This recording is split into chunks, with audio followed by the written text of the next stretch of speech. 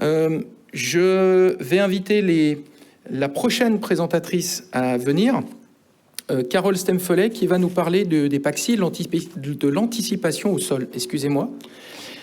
Carole a débuté en tant que fonctionnaire du ministère de l'Intérieur pendant 11 ans, puis s'est reconvertie dans le secteur privé en 2007 et chez ASL Airlines France depuis février 2008. Elle est au service sûreté de la compagnie depuis 14 ans et 10 mois et elle est toujours très impliquée dans beaucoup de sujets. Ça a été les PACSI, bagages cabine et autres, comme beaucoup qui sont présents aujourd'hui ou à distance. Donc je la remercie et je l'accueille avec grand plaisir.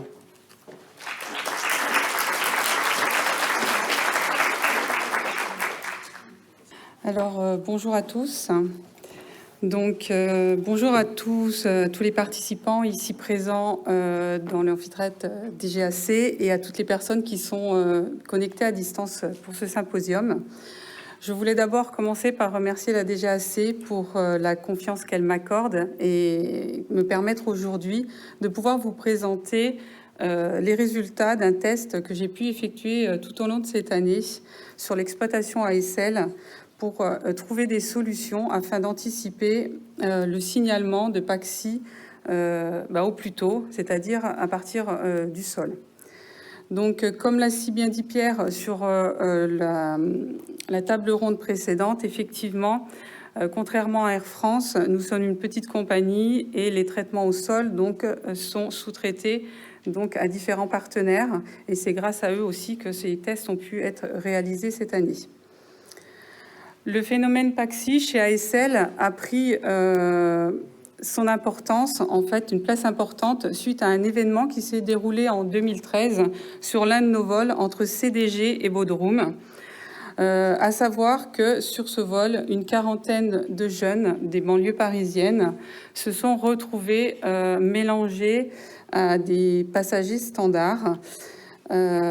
Pourquoi je parle de passagers standards et de ces jeunes? Parce que ces jeunes se sont du coup transformés en PACSI très vite durant le vol. Ces jeunes se sont offerts un séjour à l'aide de cartes bancaires volées. Donc voilà pourquoi on s'est retrouvé avec quelques PACSI à bord de ce vol.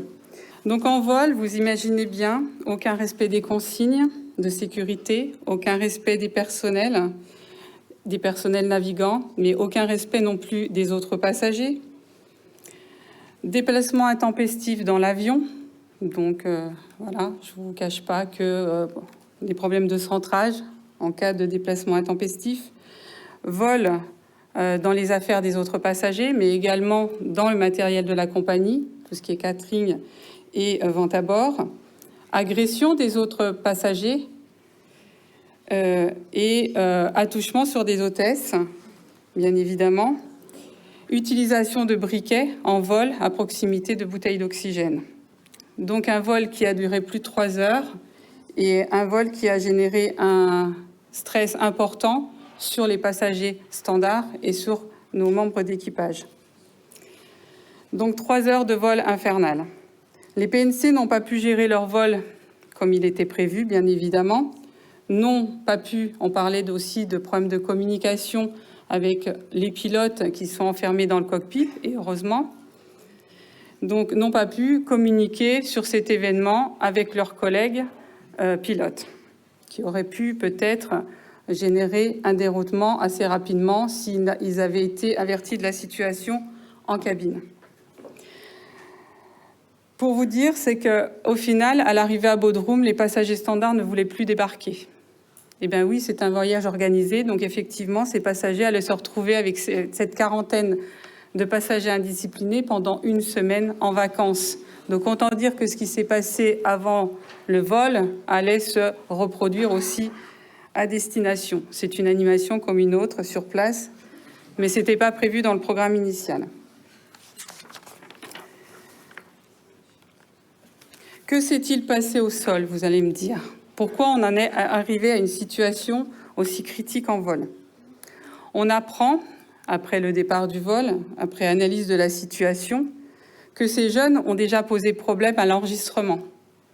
Bien évidemment, ils se sont fait défavorablement remarquer avec un comportement déplacé auprès des personnels de l'enregistrement. un manque de respect, problème de conduite, etc. Un rapport a bien sûr été établi par le leader de notre prestataire se trouvant à l'enregistrement. Rapport qui est monté à sa hiérarchie et qui est arrivé après coup chez ASL. Le passage au pif aussi a été remarqué, mais ça, on l'apprend également après coup. Ces passagers ont été très bruyants, très virulents en salle d'embarquement. Encore une fois, ça sera mentionné dans le rapport, on l'apprendra après coup. Des dégradations aussi ont été relevées dans le bus qui les a transportés à notre avion qui était stationné au large. Et ça aussi, également, on l'apprendra après coup. À aucun moment, l'information n'arrivera à l'équipage avant le décollage de l'avion. Donc tous ces événements ont bien été remontés par nos prestataires, comme c'était prévu dans nos procédures, mais après coup. ASL, en collaboration avec la police aux frontières, a bien évidemment organisé le retour de ces passagers une semaine après. Donc certains passagers, en tout cas les leaders de ce groupe, ont été interpellés et ont été jugés, bien évidemment. Conclusion, si l'information des événements aux différentes étapes était arrivée jusqu'à l'équipage, le traitement n'aurait pas été le même. En tout cas, on se serait posé la question, effectivement, d'évaluer la situation avant le décollage de l'avion. Et on aurait pu éviter ce cauchemar en vol pour les passagers standards et nos PNC. Donc, le constat et l'analyse de cet événement met à jour un certain nombre de choses, c'est-à-dire que les remontées d'informations ne se faisaient qu'à la verticale. Les changements d'équipe faisaient, par exemple le checking et le boarding, faisaient que l'information ne circulait pas jusqu'à l'avion sur les différentes étapes. La pression aussi de l'exploitation, vous savez qu'il y a de la pression effectivement à toutes les étapes, au checking, au PIF et au boarding. Le facteur humain fait aussi qu'on n'avait pas prévu cet événement. C'est un événement qui n'était pas arrivé avant. Donc l'humain, sans précédent, n'a pas les réflexes. Donc cet effet de surprise, le personnel n'étant pas préparé à gérer comme il a pu. Je vous ai mis cette petite illustration, on va dire, de la patate chaude. Chacun a géré à ses étapes et a passé à l'étape suivante en se disant j'ai géré comme j'ai pu. En gros, c'était ça. Donc comment aurions-nous pu éviter ça? Je vous ai fait un petit schéma. Donc, un passager indiscipliné, à l'heure actuelle, on parle de passager indiscipliné uniquement en vol. Pour moi, un passager indiscipliné, en fait, peut être détecté à partir du moment où la compagnie aérienne le prend en charge, donc à partir du checking. Donc, face à l'augmentation des cas de PAXI, en tout cas sur nos vols, chez ASL Airlines, j'ai voulu mettre en place un process, en tout cas le tester cette année sur nos vols, et signaler et trouver un process pour signaler le plus en amont du vol les comportements inacceptables tout au long du process de prise en compte d'un passager par la compagnie. Lorsqu'un passager commence à perturber le vol, à l'enregistrement, encombrement de la zone de checking, alors qu'il n'est pas conforme à l'enregistrement, aux conditions de la compagnie aérienne, problème de volume de bagages, problème de nombre de bagages, ou qu'il n'est pas d'accord avec les tarifications de bagages, on a pu le signaler tout à l'heure. Il a déjà un comportement inadapté. Il peut devenir agressif, puisque contrarié par les réponses de la compagnie au travers de son sous-traitant. Il peut faire usage d'intimidation sur les personnels du prestataire. Il peut devenir incorrect, menaçant. Je ne vais pas aller jusqu'au fait qu'il peut en venir, donc, à des actes d'agression physique sur les personnels, où là, on fera appel à la PAF directement et le problème s'arrête au checking. Il peut avoir un comportement qui n'aille pas jusqu'au signalement à la police aux frontières, mais qui nous met la puce à l'oreille pour que ce comportement continue aux étapes suivantes.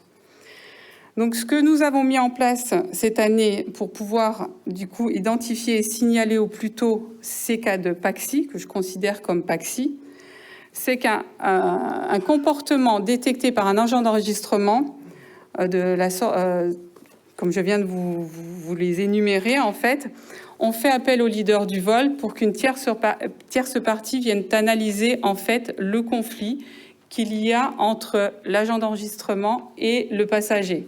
Il faut toujours un avis extérieur. Le leader analyse la situation, soit dans certains cas arrive à faire redescendre le passager et à régler la situation, soit dans les cas, dans le second cas, donc ne règle pas la situation et du coup décide de passer le passager en statut de PAXI.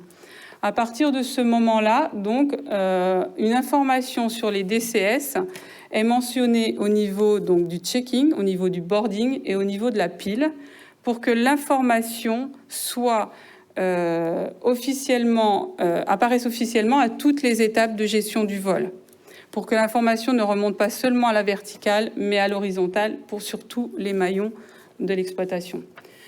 Donc, que se passe-t-il? Arrivé au boarding, donc l'information apparaît sur différents DCS. Donc, j'ai fait le test sur 2 DCS.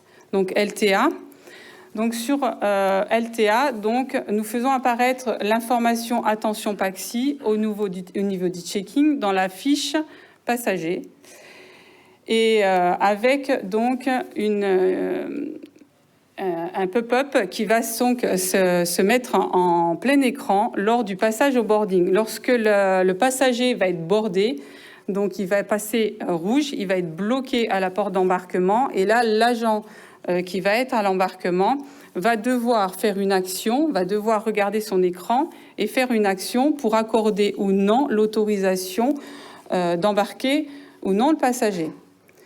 Donc, ce qui s'est passé donc avec nos prestataires d'assistance, les agents devaient du coup analyser le comportement du passager qui bloquait à la porte d'embarquement pour voir effectivement si ce passager était toujours énervé, toujours agacé par les procédures précédentes. Et c'est à ce moment-là l'agent d'embarquement qui décide ou non, selon l'analyse du comportement du passager, si l'embarquement est possible. Si le passager, par le blocage, parce que ça on l'a vu sur un des tests, le blocage en porte d'embarquement s'énerve, on bloque dès l'embarquement, sinon on le laisse passer à l'étape suivante. Donc sur LCA, un peu le même principe, donc sur un DCS différent, à des mentions différentes, mais là, on s'aperçoit que ce DCS ne permet pas le blocage en porte. Donc, une vigilance supplémentaire au niveau des agents qui gèrent en porte d'embarquement. Ces informations arrivent bien évidemment sur la pile qui est fournie, qui est éditée pour les personnels navigants dans les particularités du vol.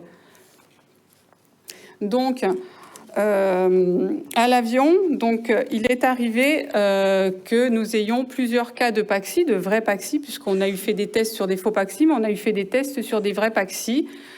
Les consignes données à l'équipage PNC étaient de prendre contact avec ce passager une fois installé à bord de l'avion, en cabine, pour essayer d'évaluer du coup, on va dire, l'état du passager. Sur certains cas, le passager était bien sûr redescendu pendant le reste de son parcours. Généralement, il s'était déclaré donc à l'enregistrement. Sur d'autres cas, on a pu constater un cas en particulier où à partir du moment où un personnel lié au vol s'adressait à lui, le passager repartait en pression, même explosait. Du coup, j'allais dire en vol, mais pour le coup là, non, au sol. Et ce qui nous a permis, bien évidemment, donc de débarquer le passager, sachant qu'à l'enregistrement, bien évidemment, à partir du moment où un passager est déclaré PAXI, les bagages sont sont étiquetés en stand-by. Voilà. Donc, plus on anticipera donc au sol, plus on évitera à nos collègues PNC de gérer des situations compliquées en vol. Mais écoutez, je vous remercie pour votre attention.